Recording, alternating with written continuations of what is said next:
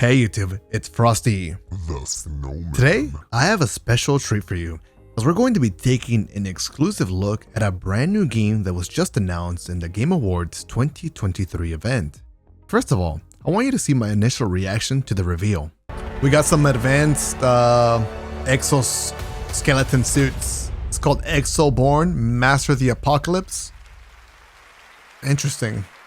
That was Exoborn. I met with the team at Gamescom to take a look at that upcoming I don't know anything about it so far. Extraction shooter. Extraction? The project is led by some of the creators of The Division, and besides facing other players and warring factions, vertical gameplay, as you saw in the Forces of Nature, unlock the potential of the players' exo rigs to help master the apocalypse, as they say. Much more is coming in 2024 on Exoborn.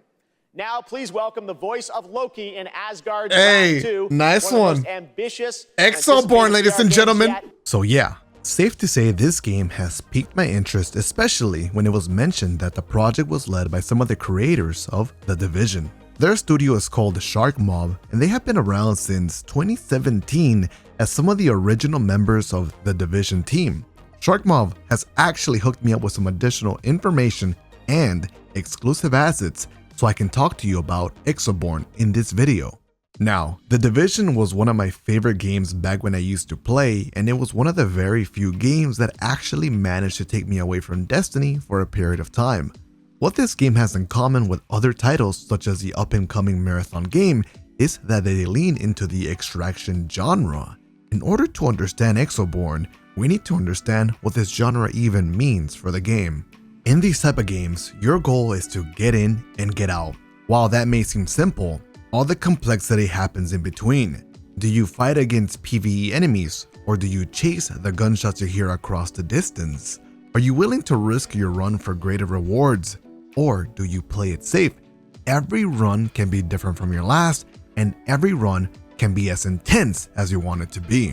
Exoborn tackles this genre in a way that sets it apart from the rest. For starters, we will get to use exo rigs that cater to different playstyles and how you approach each situation and gunfight.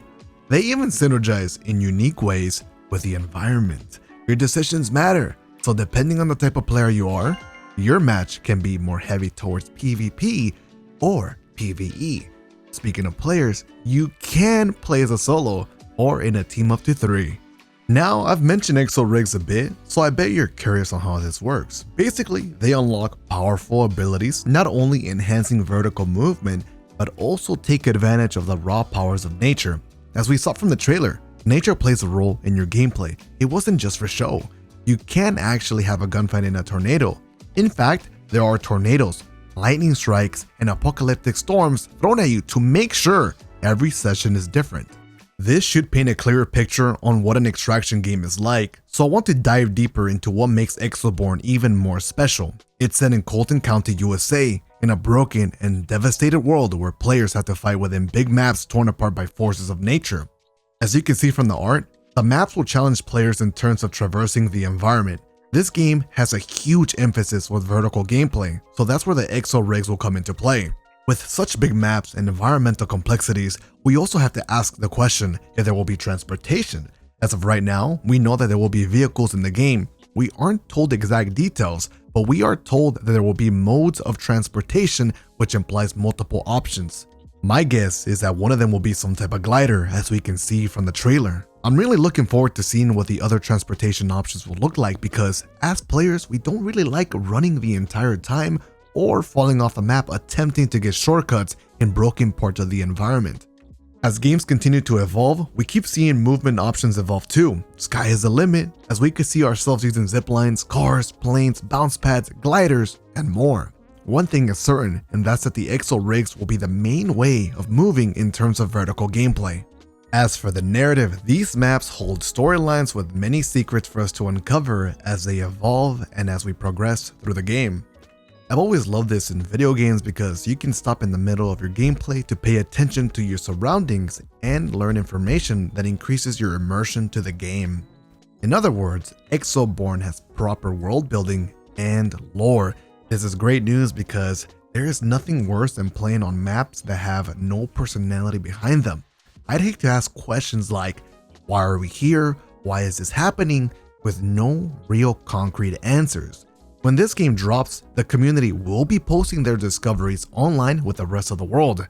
Now, I'm not usually the person to find secrets, but I do love hearing about them. Shark Mob has also made it pretty clear to us that there is progression in this game. They mention it's a long-term progression that aims to be unique and not like other games in the genre. Gear will be craftable, weapons will be upgradable, craftable, customizable, and feature large amounts of variation. You can even change your character's looks to fit your preference. In regards to craftable gear, we've seen games with examples to get an idea of what to expect. This could mean further improvements to our exo rigs to enhance movement, stamina, durability, or shields. This is just, of course, guesses, but it helps start theorizing on what to expect from crafting. While that system will exist, I do think majority of the best gear will be obtained from the extracting loot. The main point of this will be to help give you an edge on your next mission. Shark Mob tells us the best gear is often the toughest to acquire. Each game will challenge us as they feature PvE and PvE elements, but it is important to know that there will always be PvP enabled. There will be PvE VP mechanics too. Even if the game sounds too hardcore for you, they have made it clear to us that the game is intended to be accessible, in which it is easy to get into, but hard to master. This is good news for everyone regardless whether you are a casual, average Joe, or a hardcore gamer. What this means for casuals is that they can dive in and enjoy the thrill of extractions and loot while not having to be pro players. A good amount of loot and replayability will keep average Joes happy, and the skill ceiling to master the game will keep all hardcores addicted to mastering the game. We can look forward to co-op missions and public events. We can speculate that public events can be somewhere along the lines as big events on the map where anyone can interact with.